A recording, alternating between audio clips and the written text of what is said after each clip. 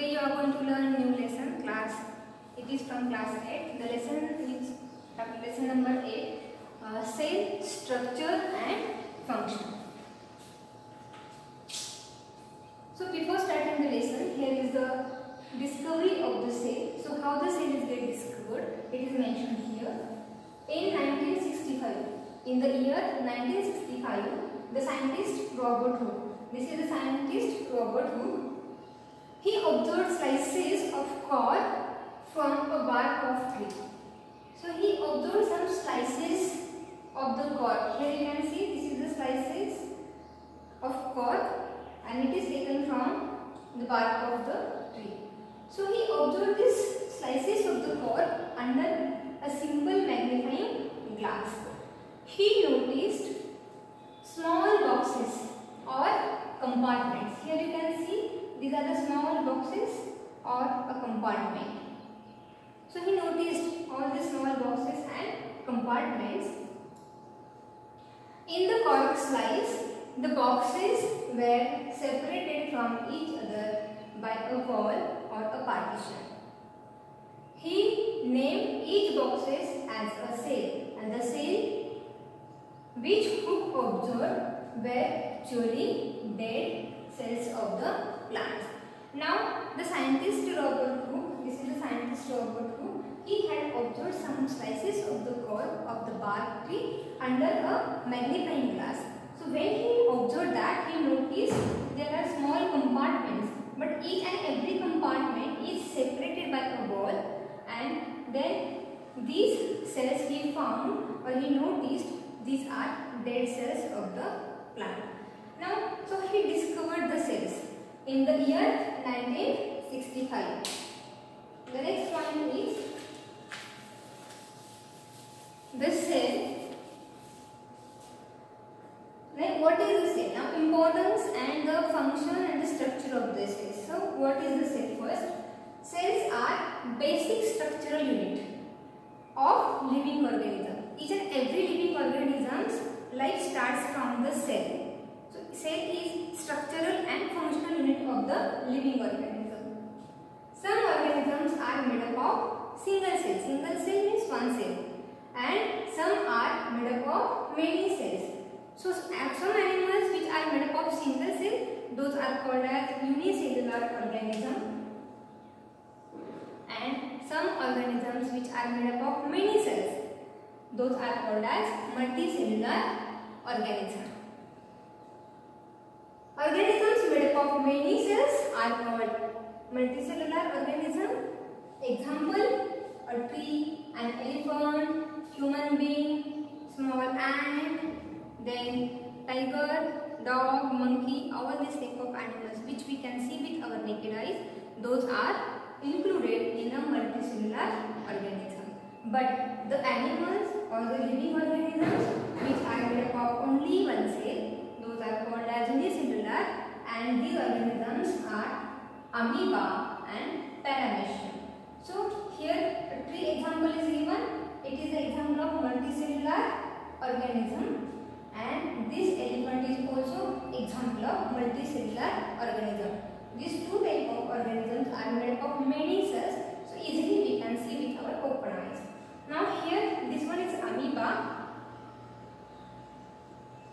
This one is amoeba and this one is the paramecium. So both are made up of single cell. Those are unicellular. So these animals we cannot see with our open eyes, but under the microscope we can see these type of unicellular organisms. So this is the two types of organism based on the cell or number of cells. Now shapes of cell. So there are different types of shapes of the cells. Here you can see in the picture. This one is the one type of cell. This is also one type of cell. This one is cell. Now these tissues are also made up of cells. This is also one type of cell, and this one is also one type of cell. So many type of cells are there. Different types of cells are there. Their shapes are different, and you can see here the shapes of the cells. Cells are of different shapes. Cells are of different shapes. So there are different type of shapes you can see in the picture. changing their shape. For example, amoeba. Amoeba is made up of one cell, and this type of living organisms continuously changes its shape. Example amoeba, white blood cells in the human beings. Now, white blood cells, which we can say to them WBC. So this WBC also changes shapes, and amoeba also changes shape. Now this WBC are present in our blood. Some cells are spherical, round, elongated, spindle shape and branch shape. So here you can see some shapes are spherical in shape, elongated in shape, and then branched also. So here different type of shells are given and in which shape they are present. So some shapes are round, some shapes are spherical. Here you can see some shapes are round, some shapes are spherical, some are elongated, some are branched, and some are spindle shaped. Next point is size of shell. So what is the size of shell? The size of the shell, cells in the living organisms are of different sizes. As we have learned, shapes of the cells are different. In the same way, the sizes of the cells are also different. They may be small as millionth of meter, micrometer or micron, or large as few centimeter.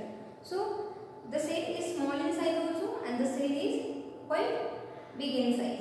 But if you see here, the size of the small cell is as millionth of meter, means micrometer, or in micron also we can measure the cell, and large it can be in centimeter also. Here the example is given. The smallest cell is the cell of bacteria. Very smallest cell is the cell of bacteria. So bacteria cell is very small in the size, whereas the largest cell is the egg of an ostrich.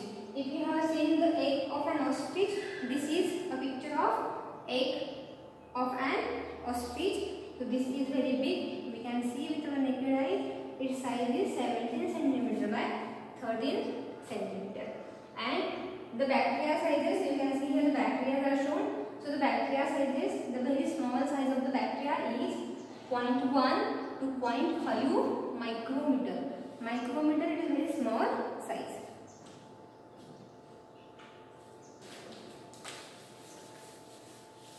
Even shell, you have seen an egg of hen, that is also a single cell, but we can see with our open eyes.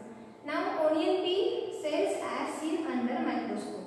So when you take a thin layer of onion and when you keep under the microscope, you can observe that onion peel in this way. So here you can see, this is a one type of cell. Under microscope you can see like the structures. So how it looks? How when someone construct the building in the construction site, when the big bricks are kept one upon other to make a wall, in this way the cells are arranged and it looks like a wall. Here you can see each and every cell is separated by its wall. So the cells are separated by the cell wall. This is the picture, this is the image when you see under the microscope onion peel. So in this way you can see or you can notice the cell structure. Here in the surrounding, here you can see the circular round. So this one is the nucleus of the cell and this is the cell wall of the cell. Next point is human chick cell under microscope.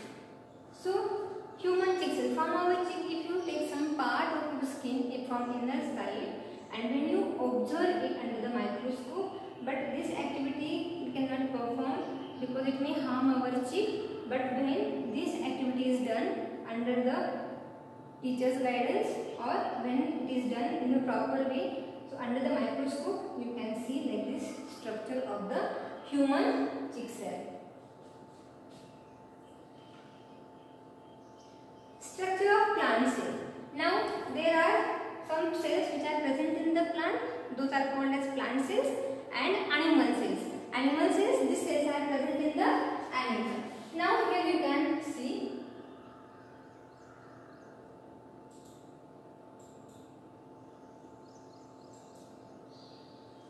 this is the structure of the plant cell. If you see here cell wall, this outer layer is called as cell wall. Below the cell wall there is another membrane which is called as cell membrane. This big circle, if you see, this is the vacuole and this one is the chloroplast and this is the nucleus of the plant cell. And if you see this small structure, this one is the mitochondrium. So in this way, this is the structure of the plant cell. In the plant cell wall is present, but in animal cell, this cell wall is not present. Here, below the cell wall, cell membrane is present. Then vacuole is big in size as compared to the animal cell. Chloroplasts are present. We know the chloroplast because it helps for the photosynthesis process. Nucleus, here is the nucleus, and the mitochondria. Mitochondria is also called as power tower. Otherwise, they can save the energy also in the form of ATP molecules.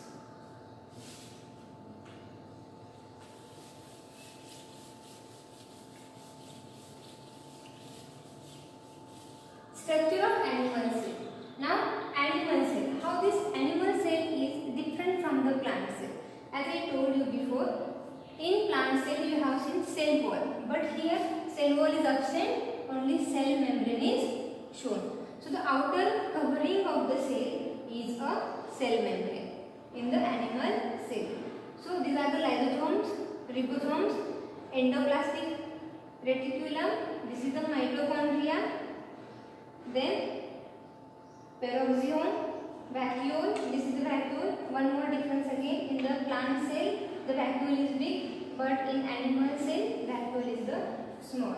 So again some headings are, some labelings are given there. So in nucleus it is shown here, it is a nucleus of the cell, and cell diagram with few labeling it is given in our textbook. So you have to practice all those diagrams which are given in the textbook. Where the cytoplasm is shown, so each and every cell contains cytoplasm, Golgi complex, this is the Golgi complex, and cytoplasm. In the cytoplasm, all the type of cell organelles are embedded. How the cells in the watermelon are embedded in the red part, in the same way, in the cell, in the cytoplasm, organelles like nucleus, Golgi apparatus, mitochondria, then this endoplasmic reticulum, all type of these organelles are embedded in the cytoplasm.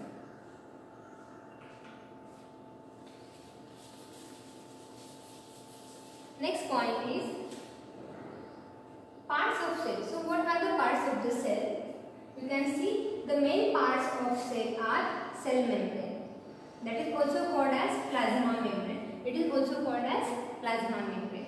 Cell membrane, its other name is plasma membrane. Then main parts of cell, first cell membrane, then cytoplasm and the nucleus. So these are three main parts of the cell. Each and every cell has nucleus, each and every cell has cell membrane, and here each and every cell has cytoplasm. So these are the three main parts of the cell: nucleus, cytoplasm and cell membrane. Now the cell membrane. So what is the importance of the cell membrane? Cell membrane gives shape of the cell, shape to the cell. So what is the importance? What is the function of the cell membrane in the cell? So because of cell membrane, cell get a proper shape. Then this cell membrane protect the inner part of the cell. Inner part of the cell, cytoplasm is there, all different type of organelles, nucleus, these are the inner part of the cell, and all are protected just because of cell membrane. Cell membrane allows the movement of materials in and out. So this cell membrane is porous. Porous means small holes are present allows some material to come inside and to go outside. So in and out it can be maintained by this cell membrane. In plant cell, the cell membrane is covered by another thick covering which is called as cell wall. So I told you all of you that cell wall is present in the plant cell but not present in the animal cell. Now next point is cytoplasm. So what is the cytoplasm? It is nothing but it is a jelly-like substance. Cytoplasm is a jelly-like substance, not too much liquid, not too much solid. It is quite thick solid or thick liquid. Thick liquid in the structure. It is like jelly between the cell membrane and the nucleus. So where it is present? If you see the cell, this is the nucleus, and here in between the cell membrane and the nucleus, the cytoplasm is present. So this cytoplasm is a jelly-like structure, and it contains other components of the cell. Which are those other components or organelles of the cell? Like mitochondria, Golgi bodies, ribosomes and vacuoles. So these are the another some organelles and components which can be stored or which can get holded by this cytoplasm. Now the nucleus. The next point is nucleus. Nucleus is a spherical body. Its shape is spherical in the nature. It is spherical body, and where it is found? Generally found in the center of the cell. Generally found in the center of the cell. Then this nucleus has membrane called nuclear membrane. Nucleus also has one membrane around it, that is a nuclear membrane. Nucleus has a smaller spherical body called as nucleolus. So inside the nucleus there are small spherical bodies which are called as nucleolus. And thread-like structure, like this thread-like structures are also present in the nucleus, which are called as chromosomes. And these chromosomes carry genes which transfer the characters from the parents to the offspring. So sometimes we are very identical like our parents. Some got eyes like parents, some have hair structure like the parents, skin like parents, color like parents. So like these characters, whatever the parents have, we children also have. So why this? So because of genes, and these genes get carried by the chromosomes, and these genes comes from our parents, and which can represent some characters of our parents in the offspring in the baby. Next, vacuoles. Vacuoles are bland looking structure. You have seen like this vacuole. Vacuole is nothing but it is a bland looking structure in the cytoplasm. It is also present in the cytoplasm. Vacuoles are large in size in plant and small in size in the animal cell. Plant cells have several small colored bodies in the cytoplasm called as plastids. So these plastids are not present in the animal cell, but the plastids are present in the plant cell as they are colorful bodies or colored bodies, and the green colored plastids are called chloroplasts. So there are colorful plastids also, and some green color plastids are also available in the plant. Those are called as chloroplasts, and they contain chlorophyll. Here you can see chloroplast. First this 5 or 6 letters are chloro. Here also chloro. So this chlorophyll, chloroplast contains chlorophyll, and this chlorophyll is very helpful for the photosynthesis process. As you have learned in the 7th standard in the first lesson that for photosynthesis chlorophyll pigments are necessary or required, and this chlorophyll pigments comes from the chloroplast, and chloroplast is nothing but it is a green plastid which is present in the plant cell.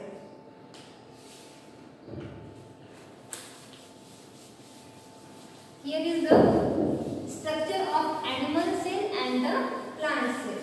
So here you can see all the labelings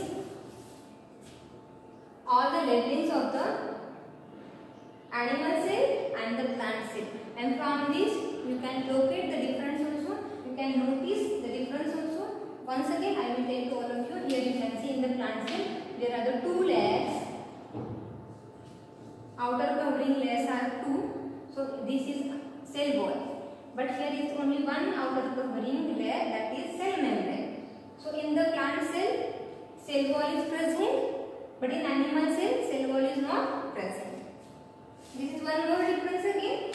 And if you see the vacuole size, this one is the vacuole size which is very big in the plant cell, and in the animal cell, the vacuole size is very small. So this is one more difference again. And in the plant cell, chloroplast is present, but in animal cell, chloroplast is not present.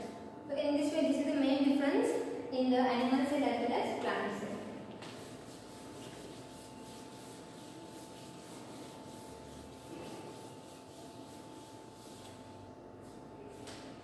Here also the comparison of the plant cell and animal cell is shown. Just I told you. Here you can notice again same comparison. It is written in the tabular format. Comparison of plant cell and animal cell. So numbers and the part. And here the plant cell and animal cell is written. So the first is cell membrane. Is it present in the plant cell? Yes. Animal cell? Yes, it is present. Cell wall? Yes, it is present in the plant cell, but in animal cell it is absent. Nucleus? Yes, it is present in the plant cell, but in animal cell it is absent. Nuclear membrane and cytoplasm both are present in the animal cell as well as plant cell. Plastids only present in the plant cell, not present in animal cell. It is absent here. Vacuole in the plant cell, its size is large, but in animal cell, its size is small.